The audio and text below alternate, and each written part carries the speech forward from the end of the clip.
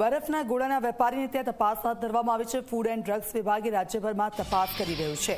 કેરી પકવવા માટે કાર્બનનો ઉપયોગ ન થાય તે માટે ડ્રાઈવ કરવામાં આવી।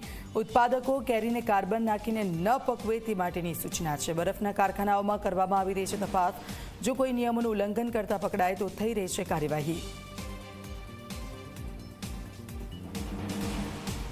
આજે આપણે માર્કેટમાંથી કેરીના બોક્સ લાવીએ તો કેલ્શિયમ કાર્બનની પડીકી નહિવત પ્રમાણ ઓછા પ્રમાણમાં જોવા મળે છે પહેલાં કરતાં। આમ છતાં આવા કોઈપણ વેપારી કેલ્શિયમ કાર્બનથી કેરી પકવતા હોય તો એ ગેરકાયદેસર છે, એ કાયદા વિરુદ્ધની પ્રક્રિયા છે। હા, કેરી પકવે તો ઇથિલિન ચેમ્બરની અંદર પકવીને વેચી શકતા હોય છે, એક સાયન્ટિફિક મેથડ છે। પણ કેલ્શિયમ કાર્બાઇડ એક ઇન્ડસ્ટ્રીયલ કેમિકલ અને પાવડર છે, એનાથી આ કેરી પકવવી એ પ્રતિબંધિત છે અને આવું કૃત્ય એક ફૂડ સેફ્ટી એક્ટની છે, એક કાયદાના ભંગ સમાન છે।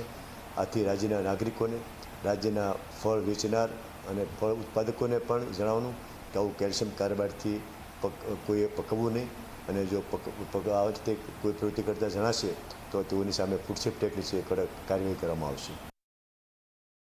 જે પણ ઇન્ડસ્ટ્રીયલ બરફ બનાવતા હોય, જે કારખાના હોય, એને ફૂડ સેફ્ટીનું લાયસન્સ લેવાની જરૂર નથી, પણ એ જે કંઈ બરફ બનાવે એમાં એ લોકોને બ્લુ રંગની ડાય નાખવાનો છે, જેથી કરીને માર્કેટમાં આવે એ બ્લુ રંગનો બરફ તો તરત ખબર પડે કે અખાદ્ય બરફ છે।